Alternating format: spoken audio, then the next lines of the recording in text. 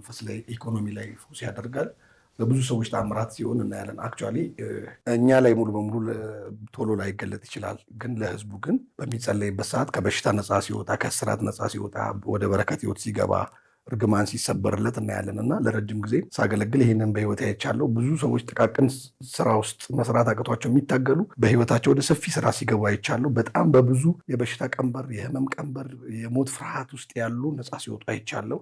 ቅድምም እንዳነሳሽው በትዳር ዙሪያ በተለያየ እንዳያገቡ የሚታገላቸው እንዲፈቱ ማሬጅ እንዲበዛ የሚያደርጉ ሰዎች ሲሸጋገሩ አይቻልም።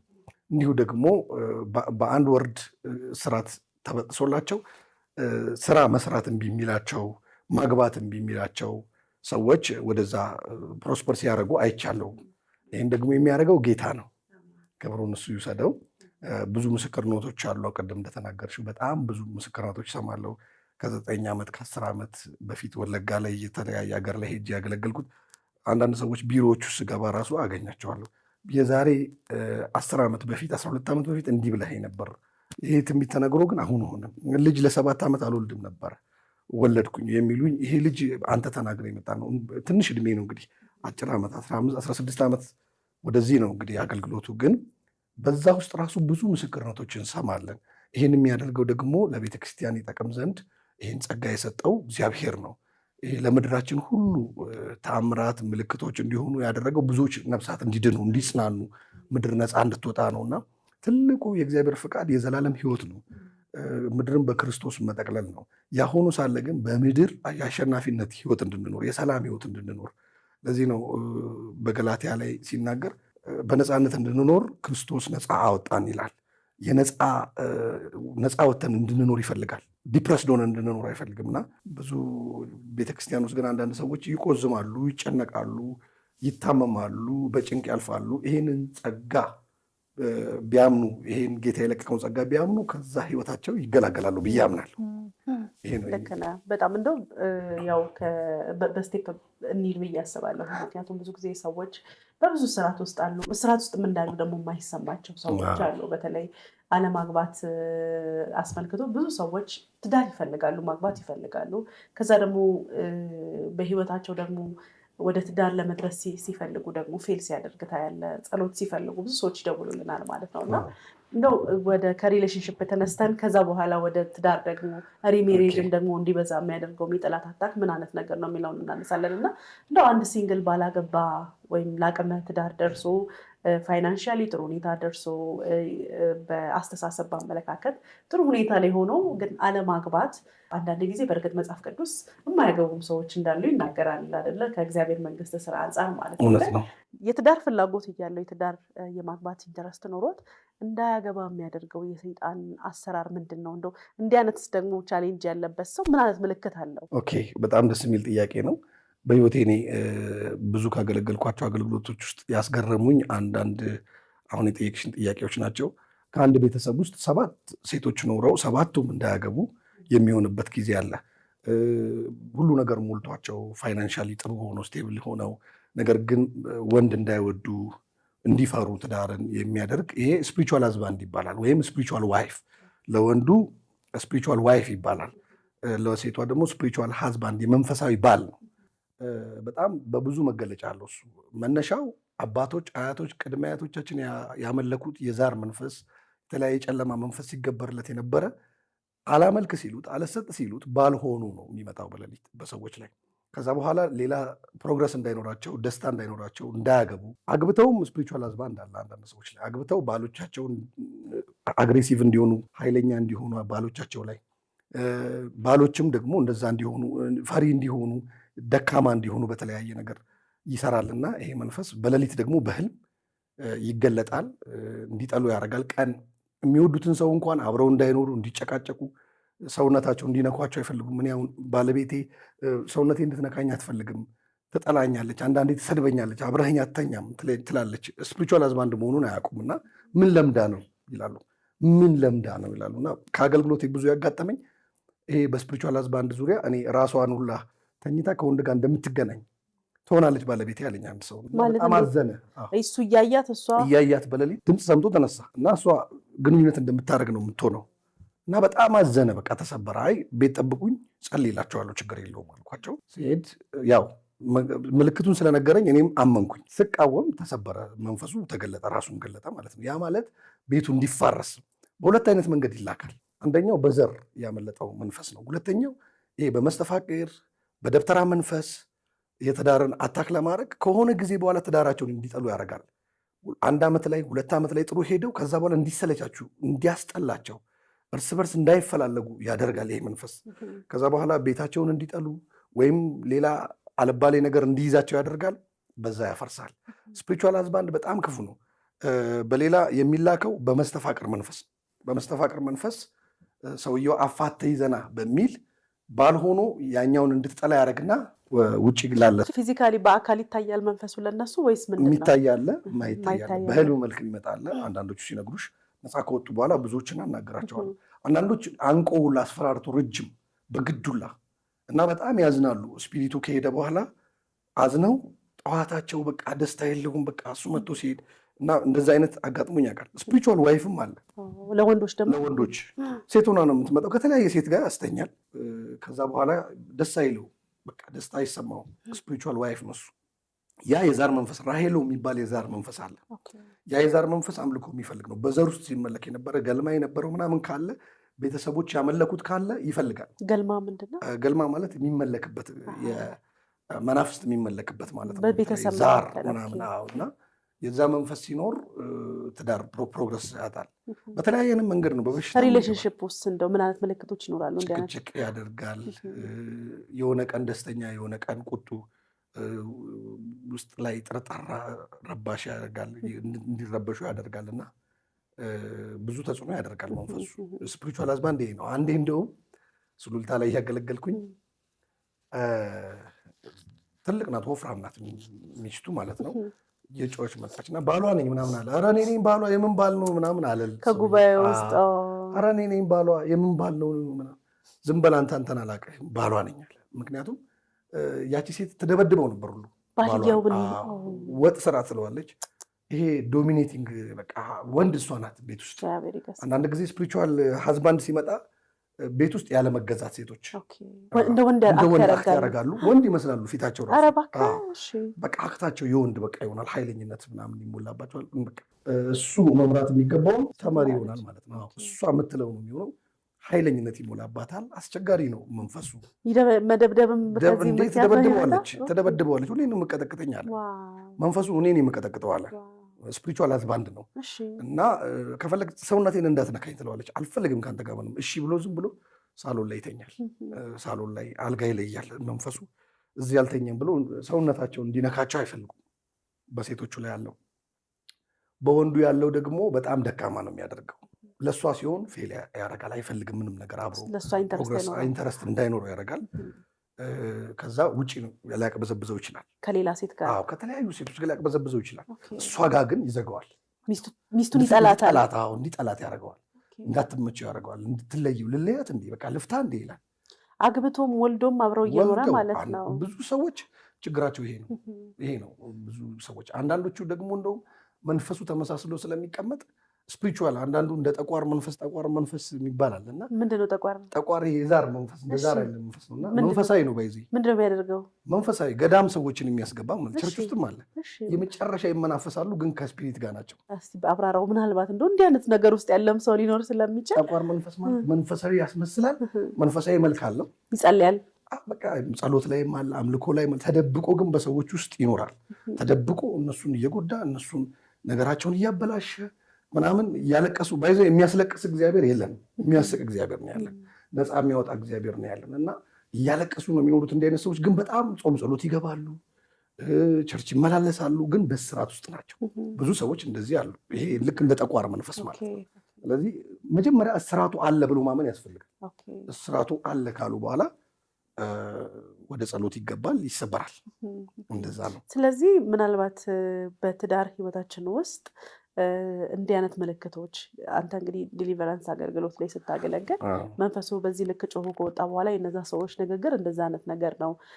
እኔ በካውንስሊንግ ሙያም እሰራለሁኝ። አንዳንድ ጊዜ ሰዎች ከሆነ በኋላ በቃ አይ ሃቭ ኖ ፍቅር አጣሁኝ ለሚስቴ ጠላኋት ይላሉ። ከዛ ደግሞ ወይ ደግሞ ከሌላ ሴት ጋር አብረው ሪሌሽንሽፕ ይጀምራሉ። ከዛ ደግሞ ምናልባት እንደ ጠላት መታየትም ይመጣል ማለት ነው። እና እነዚህ አይነት ምልክቶች አሁን እንደ ሳይኮሎጂ ሜቢ የሆነ ትራውማ ይኖራል ብለን ያንን ሂል እንዲያደርግ እንሞክራለን። እንደ መንፈሳዊ ደግሞ ስናይ ከጀርባው አታክ የሚያደርገን ስፕሪት አለ ማለት ነው። ስለዚህ ይህንን የሚሰብረው ጌታ ኢየሱስ ክርስቶስ ብቻ ነው፣ መንፈስ ቅዱስ ብቻ ነው የሚሰብረው። እና እንደው ምናልባት ወደ ፍቺ መጥተው እንደገና ተደጋጋሚ የጋብቻ ሁኔታ ውስጥ የገቡ ሰዎች 2ም 3ም አድርገው ደግሞ ፌል የሚያደርግባቸው ሰዎች ገጥሞ ያውቃሉ በህይወት ውስጥ? በጣም ብዙ ምን ምድሪቱ ላይ የሞላው ይሄ አይደል? ይሄ አብሮ ካለመጸለይ፣ አብሮ ጠላትን ካለመቃወም፣ አንድ ልብ ካለመሆን የሚመጣ ነው። በትዳር ውስጥ አንድ ልብ ያልሆነ ትዳር አደጋ ነው። ለምሳሌ ለጸሎት ጊዜ የለውም ሰው ይደክመዋል። ማታ ስራ ባልየውም ሚስትየውም ቤት ውስጥ አንዳንድ ነገር ስትሰራ ትውልና ደክሟቸው ነው። ማታ ጸሎት ያስፈልጋል፣ ቃል ማንበብ ያስፈልጋል። ትንሽም ደቂቃ ይሁን ለጌታ ጊዜ መስጠት ያስፈልጋል። በዛ ውስጥ ጠላት መግባት አይችልም። ማፍረስ፣ መቃወም። አሁን መቃወም የሚባል ጸሎት ቀርቷል። ምን ይነካኛል ነው የሚለው። በተለይ የቀረው በቤተክርስቲያን ንስሐ መግባትና መቃወም የሚለውን አይፈልገውም ሰው። መቃወም ማንን ነው የምንቃወመው ምናምን ነው የሚለው። እውነተኛ ክርስትና ግን ሰልፍ ያለበት ነው። ዋርፌር ነን በዚህ ምድር ላይ ስንል ዋርፌር ግን ኢየሱስ አሸንፎታል። በምድር ላይ ሳላችሁ መከራ አለባችሁን ያሸንፍ ያለው ኢየሱስ ስላሸነፈው በሱ ስም እያሸነፍን እንሄዳለን። እየተዋጋን እየተጋደለን እንጂ ዝም ብለን ተደላድለን የምንኖርበት አይደለም። ስለዚህ የጸሎት ህይወት ያስፈልጋል። ቃል የማንበብ ጊዜ ያስፈልጋል በግንኙነት ውስጥ። ሁለተኛ ከጋብቻ በፊት ዴሊቨረንስ ያስፈልጋል።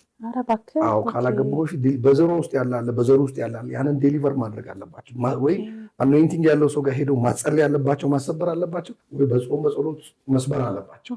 አብሮ ከገባ በኋላ የሆነ ሰዓት ላይ ይገለጣል ተደብቆ፣ የሆነ ሰዓት ላይ በሱ ይገለጣል። ለዚህ ነው 2 ወር ተጋብተው የሚፋቱት፣ 6 ወር ተጋብተው ይፋታሉ። እና አስቸጋሪ መንፈስ ነው፣ ግን በኢየሱስ ተሸንፏል። ክብር ለእግዚአብሔር። ስለዚህ አሁን ለምሳሌ ከጋብቻ በፊት አሁን እኔ ከአንድ ሰው ጋር ሪሌሽንሽፕ አለኝ፣ ወደ ትዳር ለመሄድ እያሰብኩኝ ነው። ስለዚህ የእሱን ባክግራውንድ ማወቅ ነው የሚያስፈልገኝ ወይስ ደግሞ ለምሳሌ አንዳንድ ሰዎች በፋሚሊ ውስጥ የዲቮርስ ፕሮብሌም ይኖርባቸዋል።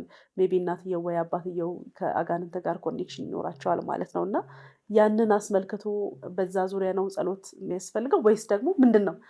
አሁን ለምሳሌ በቤተክርስቲያኔ ውስጥ ለፓስተር ሄጄ ሊቨረንስ ጸሎት እፈልጋለሁ ነው ወይስ እንዴት ነው? እኔ እንደግለሰብም ደግሞ ያለው ሰው ጋር ሄዶ መጸለይ። አሁን ምንድን ነው መሰለሽ ሰብልዬ፣ የመናፍስት ዓለም ተሰውሮ ይከተላል። የእግዚአብሔር ቃል እንደሚናገር ማለት ነው እንደሚያገሳ አንበሳ ነው የሚለው፣ በዙሪያችሁ ይዞራል ነው የሚለው። ሰይጣን ዲያብሎስን የሚለው እንደሚያገሳ አንበሳ ነው የሚለው። ኤቭሪዴይ ይፈልጋልኛል። ስለዚህ ያን ስለሚፈልግ በህይወቱ ምን እንዳለ ይታወቃል። በህይወታቸው ምን አይነት ልምምድ እንዳለ፣ ምን አይነት ክፉ ኃይል እንዳለ፣ በዘራቸው የሚሰራ ምን አይነት ክፉ ኃይል እንዳለ አይታወቅም። ስለዚህ ያንን መስበር አለብን። መፍራትም አይደለም መስበር። አንዳንድ ጊዜ በጣም ጥሩ ባክግራውንድ ያላቸው እናታቸው አገልጋይ፣ አባታቸው አገልጋይ፣ ዘራቸው አገልጋይ የሆኑ ሰዎች ላይ ይሄ ስፒሪት ይመጣል። በዘር ውስጥ የሄደ ነው። አንዳንድ ጊዜ ደግሞ ተሰብሮላቸው ይሄ ፖሊጋሞስ የሚባለው ይሄ ወይ ደግሞ ሪማሬጅ ያለበት ፋሚሊ የተለያየ ልምምድ ያለው ከተለያየ ከ3 የሚወሉ ከ4 የሚወሉ ፋሚሊ መጡ ስቴብል የሆነ ትዳር ደግሞ የሚመሩ አሉ፣ የተሰበረላቸው። ስለዚህ ጉዳዩ ይሄ ኃይል ከመሰበሩ ጋር ይገናኛል፣ የሚከተላቸው ኃይል ከመሰበሩ ጋር ይገናኛል። ኖርማሊ ግን ከመናፍስቱም ውጭ ደግሞ ባህሪ ለባህሪ አለመመቻቸት፣ ከሁለት ቤተሰብ ስለመጡ አለመመቻቸት ሊኖር ይችላል። እየቆየ መዋሃድ፣ አንዱ ያንዱን አስተዳደግ አያውቅም፣ አንዱ ያንዱን አስተዳደግ አያውቅም። ልዩ ሼፕ አድርገው ያሳደጉት ልዩ ስለሆኑ ያኛው ያ ግን ይዋሃዳል፣ እየቆየ ይመጣል፣ ይተዋወቃሉ። ባህሪውን ታውቃለች፣ ባህሪዋን ታውቃለች፣ ይሸካከማሉ። የመናፍስቱ ግን በጣም ክፉ ነው። እንዲጠሉ ነው የሚያደርጋቸው። በአይኔ ማየት አልፈልግም። እነሱ እንኳን አያውቁትም ለምን እንደጠሉ። አንዳንዶች እኮ ሜይ ቢ አጣልቷቸው የሚጸጸቱ አሉ። አጣልቷቸው ያኛው ሰው ደግሞ ሌላ አግብቶ እያለቀሱ ይኖራሉ። ወይኔ ባላመለጠኝ። አጣልቷቸዋል። መንፈሱ እንዳጣላቸው ይገባቸዋል። ቆይቶ ይሁን ለምን ተለየዋት ለምን ተለየውት ይላሉ ማለት ነው። ስለዚህ ይሄ ዴሊቨረንስ የሚፈልግ ነገር ነው። ከጋብቻ በፊት ላይ ጾም ጸሎት ዴሊቨረንስ ይፈልጋል። እንደው ምናልባት ከዚህ ጋር ተያይዞ ስለ ትዳሩም እያነሳን ነው እየገባንበት። ለምሳሌ አንዳንድ ጊዜ ስፒሪቹዋል ሃዝባንድ ወይም ስፒሪቹዋል ዋይፍ ወይም ክፉ መንፈስ ባልና ሚስት ሆኖ በመንፈስ አታክ የሚያደርጋቸው ሰዎች አሉ። በዲሊቨራንስ ይወጣል። ሰምታይምስ ደግሞ ሌት እንዲሆኑ ከበረከታቸው ከትዳራቸው ትክክለኛ የሆነ ህይወት ውስጥ እንዳይገቡ ብዙ ጊዜ ብዙ ሰዎች አታክ ይደረጋሉ። ለምሳሌ በቢዝነሳቸው ብሬክ ስሩ ማድረግ ያቀታቸዋል። በአገልግሎታቸው፣ በፐርሰናል ላይፋቸው አንዳንድ ሰው ጋር ስትጠጋ ሰላም የለም፣ ደስታ የለም። ቅድም ስታል ነበርና አንዳንድ ሰው በቃ ቀኑም ለቅሶ ነው፣ ማታውም ለቅሶ ነው። ይሄ ክርስቲያን ነው ግን ማለት ነው። እና ሳናቅ በሆነ ስፕሪት አታክ ተደርገናል ወይ ብዬ እጠይቃለሁኝ አንዳንድ ሰዎችን ህይወት ሳይ ማለት ነው። እና እንዲህ አይነት አታክ ይኖራል። በግል ህይወታችን ውስጥ የክርስቶስን ደስታ እንዳናጣጥም፣ በስራችን ህይወት በህይወታችን ውጤታማ እንዳንሆንና በእግዚአብሔር ልክ የታየልንን የህይወት ጥገት እንዳንሄድ አታክ የሚያደርገን ስፕሪት አለ። በደንብ ምንድነው በዚህ ምድር ላይ ሰይጣን ስራው ማበላሸት ነው። ሌላው በክርስቶስ ያለንን ሰላም ነው የሚፈልገው፣ ማደፍረስ። ስለዚህ በምን እንደሚያደፈርስ ያውቃል። በምንወደው ነገር ወይ በምንፈልገው ነገር መጥቶ ይቀመጥና ሊያበላሽ ይችላል፣ ያስጨነግፋል። ልንይዘው ነው ባልነው ነገር መጥቶ እየመታ ያሳዝናል፣ ተስፋ ያስቆርጣል። ከዛ ሰዎች ምንድን ነው የሚሉት? እግዚአብሔር ትቶኛል፣ እግዚአብሔር እኮ ባይተወኝ ኖሮ ይሄ አይሆንም ብለው ያለቅሳሉ በቤተክርስቲያን እየተመላለሱ። ከዚህ በኋላ እንደውም አንዳንድ ሰዎች እንዲህ ይላሉ፣ ትንቢትም አልፈልግም ግን ጸልይልኝ፣ ትንቢት ግን ሰልችቶኛል ይሉኛል ደውለው። ትናንት እንኳን ወደዚህ ሳልመጣ አንዲት እህት ደውላ ትንቢት ሰልችቶኛል ግን ጸሎትህ እንደሚሰራ አምናለሁ አለችኝ። ትንቢት ሰልችቶኛል ካልሽ እንዴት ነው መጸልይልሽ አልኳት። ምክንያቱም ከደረሰባት ነገር እንድታጎረመርም ተስፋ እንድትቆርጥ ያደርጋል። ትልቁ ሰላም እንድናጣ እንድንረበሽ። ያንን ተስፋ አጣን ማለት ምንም አይነት ጸጋ ቢጸልይልን አይሰራም። ተስፋ ሊኖረን ይገባል የሆነ ነገር እንደሚሆን እና እንዳልሽው የሚያስጨነግፉ ኃይላት ደግሞ አሉ። የታሰቡትን ነገሮች የሚያስጨነግፉ ሊሰሩ ያሉ ነገሮችን የሚያስጨነግፉ ኃይላት አሉና ያንን በተቃውሞ በጸሎት መጸለይ ያስፈልጋል። ይህንን ነው የምለው። ምናልባት ከዚህ ጋር ተያይዞ እዚህ ላይ በደንብ አልመተን እንድናወራ ቻሌንጅ ማደርግ የእግዚአብሔር ሀሳብ በክርስቶስ ኢየሱስ በኩል እንግዲህ ጠላት ለዘላለም ተሸንፏል። እኛ ክርስቲያኖች በዛ ልክ እናምናለን። ከክርስቶስ ኢየሱስ ደም የተነሳ እኛ በእግዚአብሔር ከማመናችን የተነሳ ከቨር ሆነናል። ቅድም እንዳልከው ለምሳሌ አንዳንዴ የንስሐ ጸሎት፣ ጠላትን የመቃወም ጸሎት አንዳንድ ቦታ እየቀረ እየመጣ ነው ያለው ማለት ነው እና ከዛ የተነሳ አምሶ ብለስዶኛለው፣ በክርስቶስ ኢየሱስ ተባረክ ያለው የክርስቶስ ጥበቃ እኔ ጋር አለ። ስለዚህ ብጸልይም ባልጸልይም ትርጉም ላይፈጥር ይችላል የሚል ምሳቤ ያላቸው ሰዎች አሉ ማለት ነው እና እንደው በሚጸልይ እና በማይጸልይ ሰዎች ጠላትን በመቃወም መጸለይ ምን አይነት የህይወት ለውጥ ያመጣል? የማይጸልይ ሰውስ ደግሞ በህይወት ውስጥ ምን አይነት እንደው ችግር ይፈጠርበታል? እንደው ከዚህም ጋር ተይዞ ማለት ነው የጠላት አታክ ይሄ በጣም ግልጽ የሆነ ነገር ነው። ጌታችን ኢየሱስ ክርስቶስ በዚህ ምድር ለአሸናፊነት ነው የመጣው። ጠላትን ለማሸነፍ ነው የመጣው። አዎ እሱም በማመን ውስጥ አሸንፈናል፣ ዳግም ተወልደናል፣ ድነናል። ነገር ግን የዕለት ተዕለት ህይወታችን ላይ የሚያስፈልገን የሚጠበቅብን ከእሱ ጋር ሪሌሽንሽፕ ህብረት ሊኖረን ይገባል። ብዙ ጊዜ ሰው ህብረቱ እየላላ ሲመጣ እንዲመቸው ነው ይህንን የሚለው እንጂ ህብረታችን ጽኑ ከሆነ ከጌታ ጋር ከተጣበቅን ምንም አይነት የጠላት አሰራር እኛ ላይ ስልጣን የለውም። ምንም ሊያመጣብን አይችልም፣ በሽታም እርግማንም ጨለማም። ነገር ግን በአንዳንድ ክፍተቶች፣ በህይወት ክፍተቶች፣ በአካሄድ ክፍተቶች፣ በልብ መዛል፣ ሮንግ ቶት፣ በተለያየ ነገር በመሞላት አሁን የሚሉትም እኮ አም ፍሪ አም ብለስድ እኔ ደኛለሁ የሚሉትም ዴሊቨርድ እየሆኑ እኔ አውቃለሁ። አገልጋዮች ዴሊቨርድ ሲሆኑ አውቃለሁ። የአገልጋይ ቤተሰቦች ዴሊቨርድ ሲሆኑ አውቃለሁ። ሲወጣላቸው አውቃለሁ። እኔ ጋር ሊጸልይ መጥቶ አገልጋይ ብዙ አይነት አገልጋይ ወጥቶለት ያውቃል። ግን አም ብለስድ አም ፍሪ ኧረ ምንም አያስፈልግም ምናምን እያለ ማለት ነው። ስለዚህ እውነታው ትግሉ መኖሩ ጠላት እንደሚዋጋ በየት አቅጣጫ እንደሆነ ማወቅና ማመን አለ። ያኔ ነው ዴሊቨርድ የሚሆነው። ስለዚህ ዳግም ተወልደናል የሚሉ ሰዎች በበሽታ የሚሰቃዩ አሉ። ካንሰር ጠላት ያስቀመጠባቸው ነርቭ፣ HIV የተለያየ በሽታ እያሰቃያቸው ግን ድነናል እኛ ምንም በሽታ ላይ አይነካንም፣ ሞትር ላይ አይነካንም፣ ምንም ላይ አይነካንም ብሎ የሚያስበን ነው። ልንታመም እንችላለን፣ እንፈወስ፣ ነፃ እንወጣለን። ነፃ አውጪው ማን ነው? የናዝሬቱ ኢየሱስ። የስሙ ስልጣን ኃይሉ መንፈሱ ለቆልናል። ያንን ብለን ነው የምናምነው እንጂ አንነካም፣ ምንም ነገር አይነካንም። በምድር ሳላችሁ መከራ አለባችኋለሁ፣ እኔ አሸንፌዋለሁ አለ።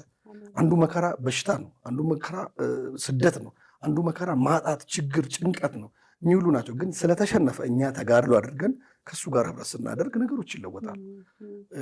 ይሄ ነው። ያ ስለዚህ ምናልባት ተመልካቾቻችን ይህንን ፕሮግራም የሚከታተሉ በእያንዳንዱ የህይወት ምዕራፋቸው ውስጥ በትጋት መጸለይ፣ የጠላትን ስራ መቃወም፣ ማፍረስ ያስፈልጋል የሚለውን ነገር እየተካፈልን ነው እና ምናልባት በቤታችን፣ በህይወታችን፣ በሪሌሽንሽፕ፣ በትዳራችን ቻሌንጅ ሲመጣ ቅድም የጠቀስካቸው ነገሮች አሉ። አለመስማማት፣ አብሮ አለመሄድ፣ መክበድ፣ ምናልባት የትዳር አጋርን መጥላት፣ ከዚህ በኋላ እንደ ጠላትም ማየትም ሊሆን ይችላል እና ያ ከጀርባው የቤተሰብ ከርስም ሊኖር ስለሚችል ቆም ብሎ ማሰብ ያስፈልጋል የሚለውንም እያጋራህን ያለው ማለት ነው እና ምናልባት ይህንን ፕሮግራም የምትከታተሉ በብዙ ጥያቄ ውስጥ ያላችሁ ሰዎች ብትኖሩ ደግሞ የአገልጋይ ነቢይ ቤካን ስልክ ቁጥር ስክሪን ላይ እናስቀምጣለን። በዲሊቨራንስ እንግዲህ ያገለግላቸዋል ማለት ነው እና ምናልባት እንደው አንዳንድ ሰው ችግሩን አያውቅም፣ ምን እንደሆነ አላውቅም ይላል። ለምሳሌ አንድ ይሞክራል፣ ሁለት ይሞክራል፣ አይሳካለትም። በትዳርም ይሞክራል፣ መልካም ለመሆን ይሞክራል፣ ግን አይሆንለትም። እስቲ ለእንደነዚህ አይነት ሰዎችስ በአገልግሎት ህይወት ውስጥ ገጥሞ ያውቃሉ? እንደው ማትረሳው ገጠመኝ? ብዙ ነው። ያው አንዳንዶች ከተያዙበት ነገር ከአለማወቅ ከተያዝኩበት ነገር ምንድን ነው ከምንድን ነው ብሎ ቼክ ማድረግ ያስፈልጋል። ከዛ ውጭ ደግሞ ዴሊቨረንስ ነው እንደነገርኩሽ፣ ዴሊቨረንስ እና ዴሊቨረንስ ነው ሊሚት የተደረገው በዚህ ምድር ላይ ዴሊቨረንስ ነው። ብዙ ዴሊቨረንስ አገልግሎት ሰው አይፈልግም።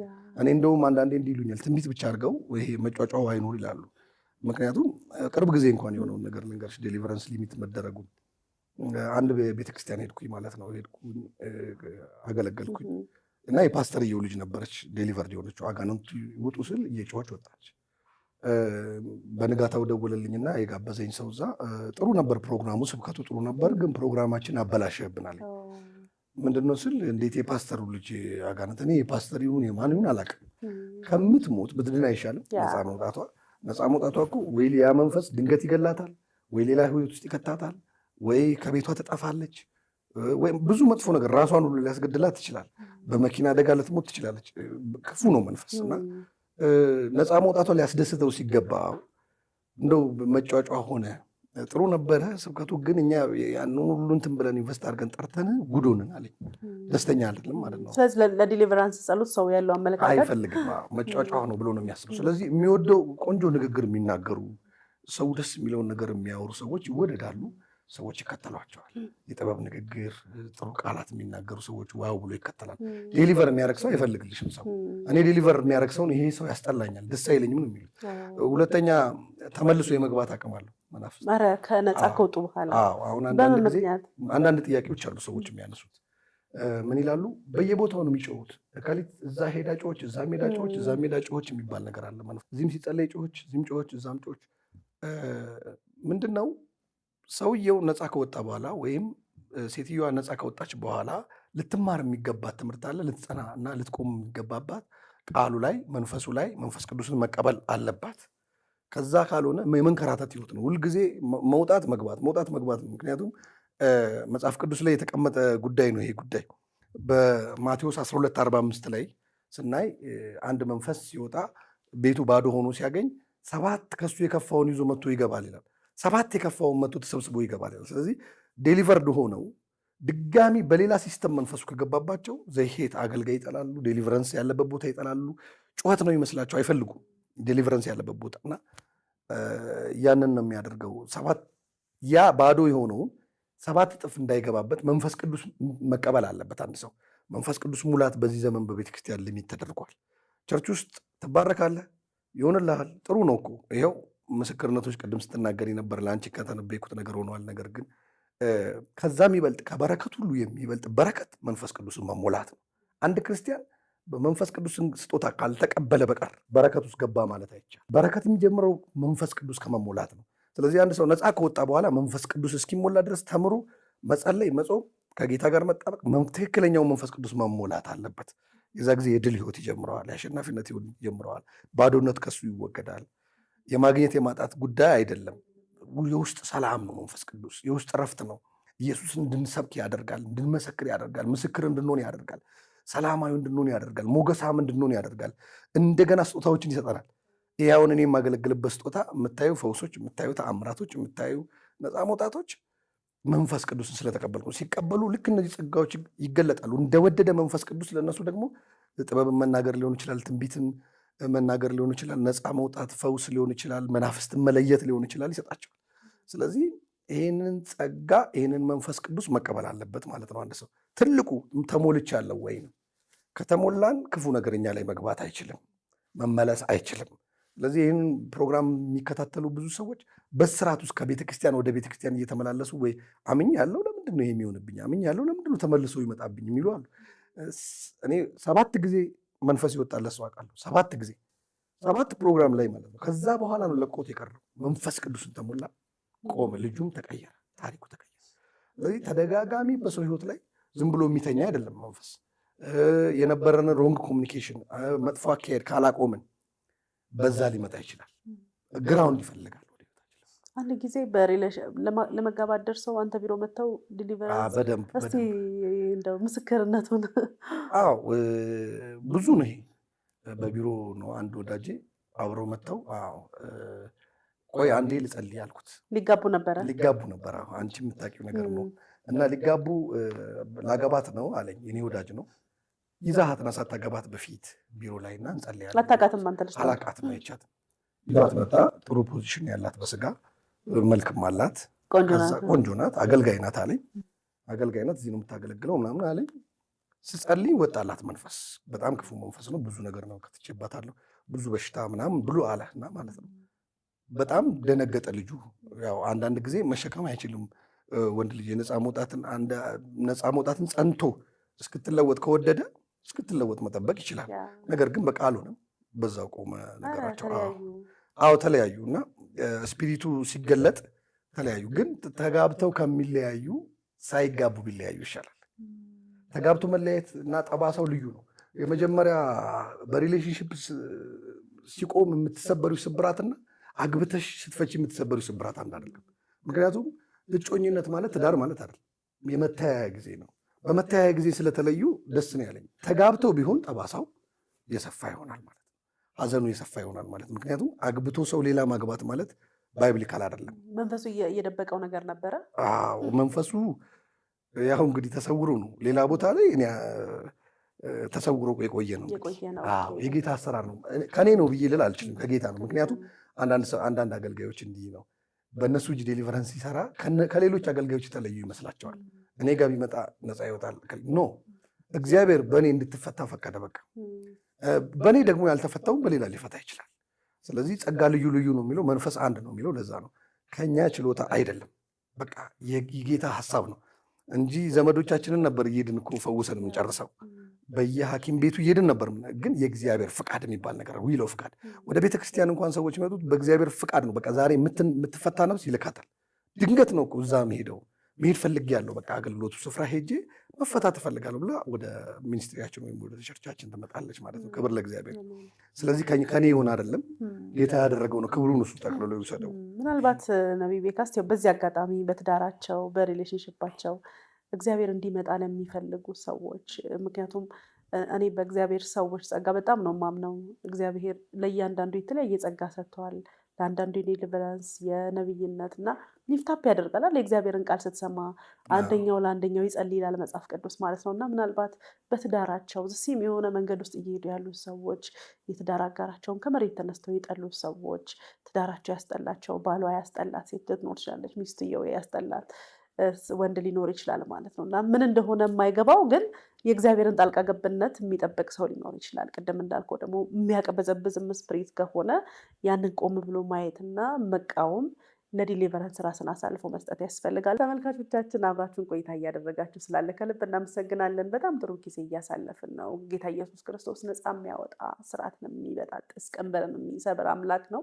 የተጠጋ ነው ጌታ፣ ትቶን የሚሄድ አይደለም። ባለንበት በየትኛውም ቻሌንጅ ግን ድጋፍን፣ እርዳታን፣ አብሮነቱን በጠየቅን ቁጥር ሁል ጊዜ ከኛ ጋር ያለ አምላክ ነው እና ሁል ጊዜ ነቅተን የምንጸልይ የምንተጋ እንዲሆን ያስፈልጋል። እና በጣም ይገርመኛል መጽሐፍ ቅዱስ ጌታ ኢየሱስ ክርስቶስ በጌቴሴማኒ ደቀ መዛሙርቶችን ወስዷቸው እሱ ከፊት ለፊቱ ያለው የቀራንዮ ትግል ነው እና ከባድ ትግል እየገጠመው ነው፣ እየመጣ ነው። ቻሌንጅ ነው፣ ምንድነው ህመም ነው እየመጣ ያለው እና ከ12ቱ መካከል 3ቱን ወሰድና በዚህ ቆዩ ትጉም ብሏቸው እሱ ፈቀቅ አለና መጸለይ ጀመረ ይላል። እና በዚህ ትጉ ቆዩም ሲላቸው ሼር አድርጉት ፔኔን እያለ ይመስለኛል ማለት ነው። ሳፖርት እንዲያደርጉት ነው የሚፈልገው እና እሱ ፈቀቅ ብሎ ሲጸልይ ነበር። ከጸልዮ ሲመጣ እነሱ ተኝተዋል። አሁንም ቀስቅሷቸው ሲሄድ እነሱ ተኝተዋል። 3 ጊዜ ተኝተዋል ማለት ነው እና 1 ሰዓት እንኳን መትጋት አቃታችኋል። ትንሿ 1 ሰዓት ናት ማለት ነው በህይወታችን ውስጥ ከእግዚአብሔር ጋር ህብረት የምናደርገው። ለዛ ነው ወደ ፈተና እንዳትገቡ ትጉና ጸልዩ የሚለውና ጸሎት ከፈተና ያስመልጠናል፣ ከማናቀው ይታደገናል። በእርግጥ የእግዚአብሔር ፕሮቴክሽን ከኛ ጋር አለ፣ ግን ሁል ጊዜ መጸለይ እንደሚያስፈልግ ደግሞ ያስረዳል እና በትዳራችን ውስጥ በየትኛውም የህይወታችን ምዕራፍ ውስጥ በአገልግሎታችን ውስጥ ከሰዎች ጋር ባለን ኮሚኒኬሽን ነገር አልሰራላለን። አንዳንዴ ሞተሩ አልሄድ ካለ ሞተሩ እንደሚቀየር ሁሉ ወይ ዘይት እንደሚፈስበት ከእግዚአብሔር ጋር ባለን ህብረት በጸሎት በመዋጋት እንግዲህ ህይወታችንን ልንቀጥል ያስፈልጋል የሚለውን ነገር እየተካፈልን ነው የምንገኘው። በጣም ጥሩ ቆይታ እያደረግን ነው። ነቢይ ቤካ ጥሩ ጊዜ እያሳለፍክ ነው። አሜን። እግዚአብሔር ይባረክ። እንደው ከዚህ ጋር ተያይዞ አንዳንድ ጊዜ የክፎች ቃላቶች አሉ ከሰይጣንም በራሱ የሚሰራበት እና እኔ ብዙ ጊዜ አላምንም፣ የስንፍና ቃል አላምንም እና በዜሮ ነገር ላይ ማውራት ደስ ይለኛል። በቃ ይህንን ነገር እግዚአብሔር ያደርግልኛል እና የሚያወራም ሰው በጣም ኢንካሬጅ ያደርገኛል። አንዳንድ ሰው ጋር ግን ላይሆን ይችላል፣ ልታምም እችላለሁ፣ ልወድቅ እችላለሁ፣ ልከስር እችላለሁ። ስለዚህ ከዛ ፍርሃት የተነሳ ኢዮብ የፈራው ደረሰብኝ ይላል እና አንዳንዴ የፈራ ነው በህይወታችን ሀፕን ሲያደርግ እንመለከታለን ማለት ነው እና አንዳንዴ እንደው ሰይጣንስ በዚህ አይነት መንገድ ይጠቀማል ወይ? በክፉ ቃል በራሳችን በሰዎችም የሚነገር ካለ ኬዝ ትልቅ ነገር ነው ያነሳሽው። አሁን ትልቁ አንደበት እሳት ነው ይላል እግዚአብሔር ቃል። ባይዜ ኢዮብ ያለው ሌዋታንን አንቀሳቀሱብኛል። አየር ላይ የክፉንም የሚያስፈጽም የክፉ መንፈስ አለ፣ ሌዋታን አለ። እንዲሁ ደግሞ የእግዚአብሔርን ነገር የሚያስፈጽሙ የእግዚአብሔር መላእክት አሉ። አየር ላይ የሚነገረው ወርድ ሁሉ ይሆናል። ስለዚህ ሰው በራሱ ላይ ሮንግ ነገር መናገር የለበትም፣ ደግሞ በሰው ላይ መናገር የለበትም። ብዙ ጊዜ ነው ያጋጥመኛል። አይቀጥልም ይላሉ፣ አትቀጥልም። ይህም በትዳር ራሱ አሁን ስናወራ የነበረው ስለ ትዳር ነውና አንድ ጓደኛዬን አገባና ከሊ አገባ እንዲ 1 ዓመት አይኖሩም አለኝ። አገልጋይ ነው እንደዚህ አለኝ ሲለኝ፣ ለምን 1 ዓመት አይደለም ያገባል፣ ይወልዳሉ፣ አብረው በሰላም ይኖራሉ አልኩት። 1 ዓመት አይኖሩም ታያለህ አለኝ። ይሄ ወርድ ነው ያወጣባቸው፣ ሮንግ ወርድ። ሰበርኩት ነው ይዛው አብረው ወልደው እየኖሩ ነው ያሉት። አሁን ብዙ ዓመት 5 ዓመት በላይ ሄደዋል። ስለዚህ አንዳንድ ጊዜ ሰዎች የሚናገሩብን ወርድ አለ። እኛም ሰዎች ላይ መናገር የለብንም፣ ሰዎችም እኛ ላይ የሚናገሩትን ማፍረስ አለብን። ሌዋታንን ነው የሚያንቀሳቅሱብን። ስለዚህ ነው እኮ ፕሮሰስ ያላቸው ሰዎች፣ ጋብቻ ያላቸው ቶሎ አትናገሩ ለሰው ደብቁ የሚባለው። ማርያምን በልቧ ተጠብቀው ነበር ይላል እግዚአብሔር።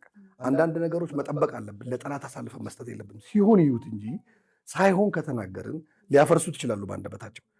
ይሄ ስፒሪት ያላቸው ሰዎች አሉ ደግሞ የእርግማን ኃይል በአንደበታቸው የሚናገሩት መጥፎ ነገር የሚሆን መልካም ነገር እኮ አይሆንም፣ መጥፎ ነገር ግን ይሆናል። አደጋ ሲደርስባ ያለው ይላሉ፣ ጎማ ሲፈነዳ ያለው መልእክት ይመስላል ነው፣ ሟርት ነው አንዳንዱ። እና ለምን አይቆሙም ታዲያ? ብልሽቱን አይደለም ማየት ያለባቸው፣ ማዳን ያለባቸው አይደል እንዴ? ስለዚህ አንዳንዴ በህይወታችን ራሱ መጥፎ የሚናገሩብንን ሰዎች መቀነስ አለብን። እንዲሁም መጸለይ ያለብን በከሌ በኩል የተነገረው መጥፎ፣ በከሊት በኩል የተነገረውን ክፉ ቃል እንደ ቀልድ በወርድ እኮ አንዳንዴ እንዲህ ይላል አንዳንድ ሰው፣ ለምን ቀረ እዚህ ፈልጌ ነበር፣ ልጄ ታሞ አልታመመም፣ ልጁ ባለቤቴ ታማ፣ መኪናዬ ተጋጭቶ። ይሄ ሮንግ ወርድ ይሆንባቸዋል። ባይዘ አንድ ጊዜ የሆነብኝ ነገር ልንገርሽ፣ ለህዝቡ የሚጠቅም ነገር ከሆነ የሆኑ ቤተሰቦች ይፈልጉኝ ነበርና መሄድ አልቻልኩም። ምን ሰበብ ልፍጠር አልኩና ከዛ ጊዜ ወዲህ ነው ይሄን ነገር የተውኩት። ቁጭ ብዬ እንዴት እንደመጣልኝ አላውቅም፣ ቧንቧ ፈነዳብኝ አልኩኝ። የቤት ቧንቧ ፈነዳብኝ አልኳቸው። እየበላሁ እኮ ነው። ስለዚህ ነገ ነው የምመጣው፣ የቤት ቧንቧ ስለፈነዳብኝ ነገ ነው የምመለሰው አልኳቸውና በጣም በሚደንቅ ሁኔታ ከ30 ደቂቃ በኋላ ስልክ ተደወለልኝ። ይሄ ስልክ የተደወለልኝ ቧንቧ ፈንድቷል ተብሎ ከቤት ነው የተደወለ። ቧንቧ ፈንድቷል አሉኝ። ቧንቧ ፈንድቷል ካልኩኝ ከ30 ደቂቃ ደነገጥኩ። በቃ ሁለተኛ አልኩኝ። የእጅ ዕቃዎቹን ጠራረኩኝ፣ ያለውን ነገር አስተካከልኩኝ፣ አስተካክዬ ሴትል አደረግኩ። ምን ለማለት ነው? የምንናገረው ነገር ክፉ ነገርም ሀፕን ሊያደርግ ስለሚችል ክፉ ነገርን ባንናገር በራሳችን ላይም እኔም አይሆንልኝም፣ እኔም አይሳካልኝም። ቤተሰብ የሚናገረው አለ። አሁን ለምሳሌ በአጭር ቅር ልጅ ላይ ክፉ ወርድ መናገር፣ አንተ ለምንም አትጠቅምም፣ አንቺ ለምንም አትጠቅሚም። ይሄ እኮ ከባድ ነው። ቻሌንጅ ያደርጋቸዋል ልጆች። ስለዚህ መልካም ነገር መናገር፣ ትባረካለህ፣ አንተ ትልቅ ቦታ ነው የምትደርሰው፣ አንቺ ትልቅ ቦታ ነው የምትደርሰው፣ ይሳካልሻል፣ ይሆንልሻል። የቤተሰብ ንግግርም ወርድ ነው። ምክንያቱም ሞትና ሕይወት በምላስ እጅ ናት ይላል። በምሳሌ መጽሐፍ ላይ ስናይ ምሳሌ 18:21 ላይ ስናይ ምሳሌ 18:21 ላይ እንዲህ ይላል ሞትና ሕይወት በምላስ እጅ ናት ይላል። አንደበት እሳት ነው። በቃ አንደበት የሚናገረው ነገር ታርጌት የሚያደርግ የሚሰራ ኃይል እንዳለ ማወቅ። ስለዚህ ሮንግ ነገር አለመናገር፣ ክፉ ነገር አለመናገር፣ በራስ ላይም በሰው ላይም በጓደኛ ላይም በቤተሰብ ላይም ክፉ ነገር አለመናገር። ትልቁ የኛ የኢትዮጵያ ችግር ይሄ ነው። ኔጌቲቭ ነገር ነው የምንናገረው፣ መልካም ነገር አንናገርም። ያንን ስፒሪት እናንቀሳቀስ። ስለዚህ እኮ ነው አይ የሚሆን አይመስለኝም ነው የሚልሽ ሰው ሁሉ። የሆነ ነገር ላረግ ነው የሚሆን አይመስለኝም፣ አይ የሚሆንለት አይመስለኝም፣ ዘንድሮ የሚሆንላት አይመስለኝም። ይሆንለታል ብንል ምን አለ? አየሽ፣ ክፉ መንፈስ ነው የሚያንቀሳቀሱብሽ። ዘንድሮ እሱ አይሆንለትም፣ አይሳካለትም፣ እንዲህ ነው። ስለዚህ ሮንግ ወርድ ከኋላ ሮንግ መንፈስ ያመጣል። መልካም ቃል ደግሞ መልካም የሆነውን መንፈስ ያንቀሳቀሳል። እንደዛ ነው። የአጋንንት መልካምነት አይታየኝም ምንም፣ ግን እግዚአብሔር ሁል ጊዜ መልካም ነው። ከምንናገረው ወርድ ጀርባ ይሰራል ብዬ አምናለሁ። ስለዚህ በጸሎታችንም እያፈረስን መቀጠል አለብን ማለት ነው። በደንብ ነው እንጂ ሁል ጊዜ በከሌ የተላከ ጠዋትና ማታ በከሌት የተላከ በሰዎች የተነገረ አየሩ ላይ ስለ የተነገረ ክፉ ወርድ በኢየሱስ ስም ይሰበር እያለ ማፍረስ አለብን። በእንትን የተነገረ ዛሬ የተነገረ ምናምን ብለን መናገር አለብን። ኢቭን እኮ ድግምት የሚባለው እኮ መደጋገም ማለት ነው። ድግምት ማለት ትበድ ይበድ ብሎ መደጋገም ማለት ነው። በተለያዩ መናፍስቶች አሉ የሚጠሯቸው። በዛ እብደትን ይጠራሉ። የእብደቱን መንፈስ ነው የሚልኩት። ከዛ ቦታ በር ካገኘ ይገባል። ትክሰርም ኪሳራ፣ በቃ ድህነት። ከዛ ራሱን መጥላት ይጀምራል። ራሱን መጣል፣ ልብስ መቀየር እንዲያስጠላው፣ ስራ መስራት እንዲያስጠላው፣ ሱቅ ካለው ሱቁን ዘግቶ እንዲጠፋ፣ ሚስቱን ጥሎ እንዲጠፋ የሚደረገው በመደጋገም እኮ ነው፣ ዘዳግም። ስለዚህ ያንን ስንሰብር ትልቁ ደግሞ የ9 ሰዓት ሌሊት ጸሎት ነው። ከ9 እስከ 11 ያለችውን ሰዓት መናፍስቱ ዓለም የሚሰራበት ነው። ድግምት የሚላከው፣ ጥንቆላ የሚላከው፣ ክፉ ስራ የሚሰራው፣ ሌባው ሊያርድ ሊሰርቅ ሊያጠፋ እንጂ ለሌላ አይመጣም። እኔ ግን ሕይወት እንዲሆንላቸው አለ ኢየሱስ፣ እንዲበዛላችሁ መጣሁ አለ። ያን ሌሊት ሌባው የሚንቀሳቀስበት ነው። መጸለይ መስበር ያስፈልጋል። መፍራትም አያስፈልግም። መጽሐፍ ሲናገር ወደ እግዚአብሔር ቅረቡ እሱም ወደ እናንተ ይቀርባል። ዲያብሎስን ተቃወሙት እሱም ከእናንተ ይሸሻል። መዳፈርም የለብንም መፍራትም የለብንም። ሴጣን መዳፈር የለብንም ስል ያለ እግዚአብሔር መንፈስ ሆነን በኢየሱስ ስም ብለን ብንጮ ምንም አናመጣም። የእግዚአብሔር ኃይል ያስፈልገናል። የእግዚአብሔር መንፈስ ያስፈልገናል። ስለዚህ እግዚአብሔር መንፈስ ስንሞላ ግን አይችለንም። በምንሄድበት ቦታ ኦፕሬት ማድረግ አይችልም። በእኛ ላይ አቅም የለውም። ሊሞክር ይችላል፣ ይሰበርበታል። ሊሞክር ይችላል፣ ይሸነፋል። ቢዋጋም አሸናፊነቱ የኛ ይሆናል። ክብር ለእግዚአብሔር ይሁን። ይሄ ነው። አሜዚንግ። በጣም በጣም መልካም ነው። እንግዲህ በአገልግሎት የዲሊቨረንስም አገልግሎት ታገለግላለህ። ምናልባት ስክሪን ላይም ተመልካቾቻችን እንዲያዩት እድል እሰጣለሁ። ከካንሰርም ሰዎች ሲፈወሱ እንደነበር እናያለን እና እንደው በተለያየ ስርዓት ውስጥ ያሉ ሰዎች በእንዲህ አይነት የህመም ውስጥ ያሉ ሰዎች ምን ማድረግ አለባቸው ብለህ ትመክረናለህ? እምነት ነው ትልቁ ነገር፣ እምነት። የምታየው ይሄ አሁን ቪዲዮ ከካንሰር ጡቷ ላይ የፈሰሰ የምታየው ይሄ ቪዲዮ ጡቷ እንዲቆረጥ ነው። እንዲቆረጥ በተለያየ ካንሰር ሆኖ እንዲቆረጥ ነው። ይሄ ሁሉ መግል የያዘው ብዙ ሴቶች ላይ ይሄ ነገር ይሆናል። ይሄም የመናፍስት አሰራር ነው። በድግምት እንዲሁም ደግሞ በዘር ውስጥ በሚሄድ ነው። አንዳንዶች እናታቸው በካንሰር ከሞተች ልጅቷንም ይፈልጋል በካንሰር ለመግደል። በዘሴም በሽታ ይሄ በኤችአይቪ ከገደለ በኤችአይቪ ይጨርሳል። በካንሰር ከገደለ በካንሰር ይጨርሳል። በግፊት ከገደለ በግፊት ይጨርሳል። ስለዚህ ያንን አዌር ማድረግ መጀመሪያ በዘሬ ውስጥ አለ። ከዛ መቃወምና መጸለይ። ከደረሰብን በኋላስ ምንድን ነው የምናደርገው? ማመን እግዚአብሔር ፈዋሽ እንደሆነ። ፈውስ የልጆች እንጀራ ናት። በቃ እግዚአብሔር ሊፈውሰን ፍቃዱ ነው። ለምሳሌ አገልጋዩን ነው እንጂ እግዚአብሔርን አያምኑም ሰዎች።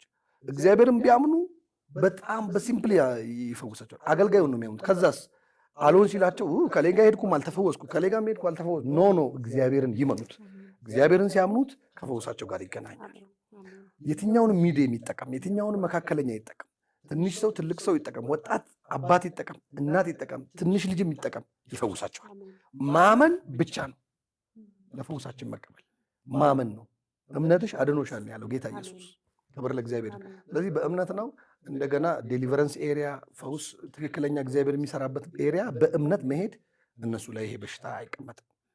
በልጁ በኢየሱስ ክርስቶስ ድነው ይሄ ካንሰር በተለይ ሰርጀሪ አሜሪካ ላይ ብዙ ነገር ነው የማየው ነው። ኢቭን ከቪዲዮዎች ብዙዎች አሉ ዩቲዩብ ላይ ገብተው ቢያዩት ፕሮፌት ቤካ ደምስ የሚለው ላይ ይሄ በማህፀናቸው ሴቶች የሚወጣላቸው ምናምን ይልካሉ እና ወጥቶላቸው ሲጸለይ ማለት ነው። ይሄ ፋይብሮድ የሚሆን ልጅ እንዳይወልዱ ማህፀናቸውን እንዲያማቸው፣ ይህም በዘር ውስጥ የሚሰራ ነው። በዘር ውስጥ ነው እንዳይወልዱ፣ ፍሬ እንዳያዩ፣ ደስተኛ እንዳይሆኑ፣ እንዲጨልምባቸው። ስለዚህ አንዳንድ ሰዎች የሰው ልጅ የሚያሳድጉት ወደው አይደለም። ልጅ ከመፈለጋቸው አንጻር ልጅ እምቢ ሲላቸው በቃ የሰው ልጅ ያሳድጋሉ። የተወለዱ በቃ አንድ ልጅ እንኳን ቢኖረኝ ብሎ የሚያለቅሱ አሉ። ብዙ ነገር ሞልቷቸው ይገርመኛል። እኔ አንዳንዶቹ ደግሞ ምንም ነገር ሳይኖራቸው ወልደው ልጆቻቸው የሚሰቃዩ አሉ። እግዚአብሔር አዋቂ ነው። ባይዘ በምን እንድናልፍ የፈለገ አንዳንድ ነገርን አሳልፎ ወደኛ ፈተናዎችን የሚያመጣ እግዚአብሔር ዝም ብሎ የሚያየው አዋቂ ነው። እኛን ሲፈልገን ነው። ታስታውሻለሽ? ሐናን ከእሷ የሚወለደውን ፈለገና ማህፀኗን ዘጋው። እግዚአብሔር ዘግቶት ነበር ይላል። የሐናን ማህፀን እግዚአብሔር ዘግቶት ነበር ነው የሚለው። ሰይጣን አይደለም የዘጋው እኮ። እንዲህ አለች፣ ልቤ በእግዚአብሔር ጸና፣ ቀንዴም በአምላኬ ከፍ ከፍ አላለች። ሳሙኤል መጣ፣ ያለቀሰችበት መጣ። ለምን? ለሱ አሳልፋ ሰጠው፣ ለአንተ ሰጠው። ከኛ የሚፈልገው ነገር ሲኖር እግዚአብሔር አንዳንድ ጊዜ ትግል ውስጥ ልናልፍ እንችላለን። ከኛ የሚፈልገው ህይወታችን ሊሆን ይችላል፣ የኛ የሆነ ነገር ሊሆን ይችላል፣ አቅማችን ሊሆን ይችላል፣ ገንዘባችን ሊሆን ይችላል። ከኛ የሆነውን ነገር ሲፈልግ ነገሮች ስትራግል ይኖራሉ፣ ስትራግል ይበዛል። በእግዚአብሔር መፈለግ ማለት ቀላል ነገር አይደለም። ሰይጣንን የሚያናድደው የሚያቃጥለው ነገር ነው። ስለዚህ ነው ቻሌንጅ የሚበዛበት አገልጋይ፣ ትክክለኛ አገልጋይ የጣር ህይወት ነው የሚኖረው። ምንም ችግር የለውም። ዝም ብሎ ከመናፍስቱ ጋር ኮሚኒኬሽን ያለው ሰው ሁሉ ነገር አቬይለብል ለሱ ይከፈትለታል። ግን አንድ ጠላትን የሚመታ ሰዎች ነፃ የሚያወጣ ትክክለኛ እግዚአብሔር እጅ ከሱ ጋር ያለ በድካም ውስጥ ያልፋል፣ በሐዘን ውስጥ ያልፋል፣ በመገፋት ውስጥ ያልፋል። ህይወት ሚዝረብል ይሆንበታል፣ ሊቸገር ይችላል። የተለያዩ የሚጥሉት ነገሮች ህይወቱ ላይ ሊመጡ ይችላሉ እና በዛ ውስጥ ነው የሚያልፈው። ይሄ ነው። በጣም መልካም። በጣም ብዙ ነገር ነው የተካፈልኩት። የጸሎት እይታይን በደንብ ከፍ አድርጎታል። እግዚአብሔር ይባርክ። እንደው በመጨረሻ ማስተላለፍ የምትፈልገው መልእክት ካለ፣ ማመስገን የምትፈልገው አካላት ካሉ? ብዙ ማመሰገን ሰዎች አሉ፣ ግን አንድ ሰው ነው ማመስገን የምፈልገው። አሁን በካናዳ ነው የሚገኘው።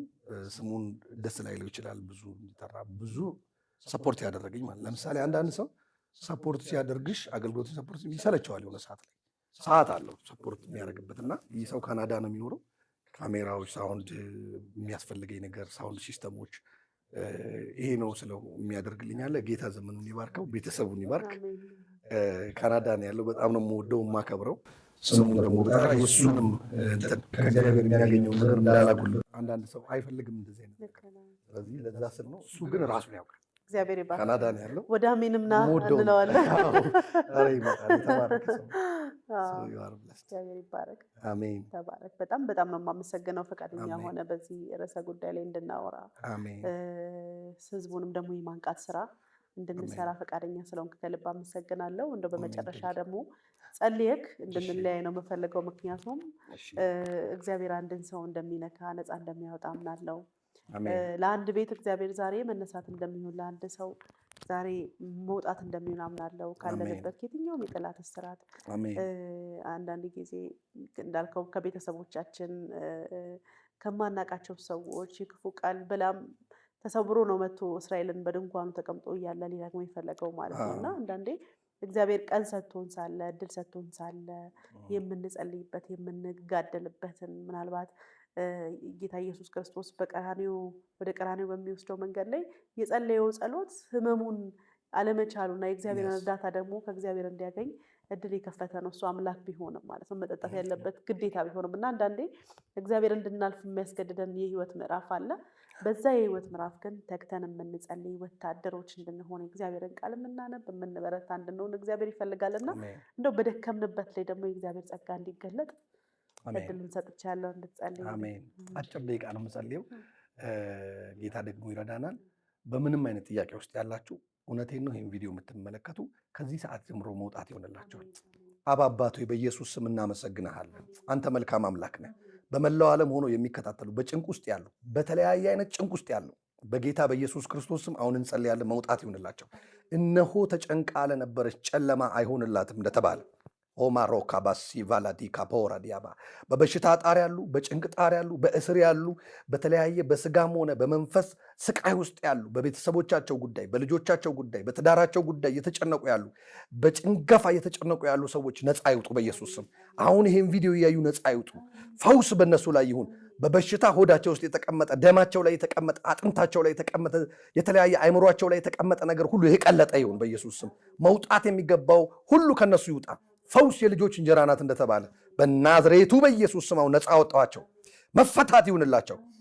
መለቀቅ ይሁንላቸው። አባቶች ስለሰማኸኝ አመሰግናለሁ። ጭንገፋ ከህይወታቸው ይሰበር። ነገር ጀምረው እምቢ የሚላቸው ሰዎች ከዚህ ሰዓት ጀምሮ መከናወን ይሁንላቸው በኢየሱስ ስም። መከናወን ይሁንላቸው። ላቦጋ ባራ ቫጋታባሳ ፓራኒያሞስ ጅማሬ ታናሽ ቢሆንም ፍጻሜ እጅግ የበዛ ይሆናል እንደተባለ በኢየሱስ ክርስቶስም የበዛ ፍጻሜ እንዲሆኑራቸው፣ የበዛ ፍጻሜ በነገር ሁሉ መብዛት እንዲሆንላቸው እንጂ ሰስኔም ተናገርኩ። በናዝሬቱ በኢየሱስም ተናገርኩ። ያንተ ሰላም በእነሱ ላይ ይሁን። አሜን። ተመልካቾቻችን እንግዲህ በጣም ደስ የሚል ቆይታ ነው ያደረግነው። ይህንን ፕሮግራም በኤልሻዳይ ቲቪ እንዲሁም በአሜን ቲቪ ዩቲዩብ ቻናል የምትከታተሉ ለቻናላችን አዲስ ከሆናችሁ ሰብስክራይብ እንድታደርጉ ከአሜን ቲቪ ጋር ሆናችሁ ደግሞ አብራችሁ የወንጌልን ስራ እንድትሰሩ እንጋብዛችኋለን። የነቢይ ቤካን ስልክ ቁጥር እስክሪኑ ላይ እናስቀምጣለን።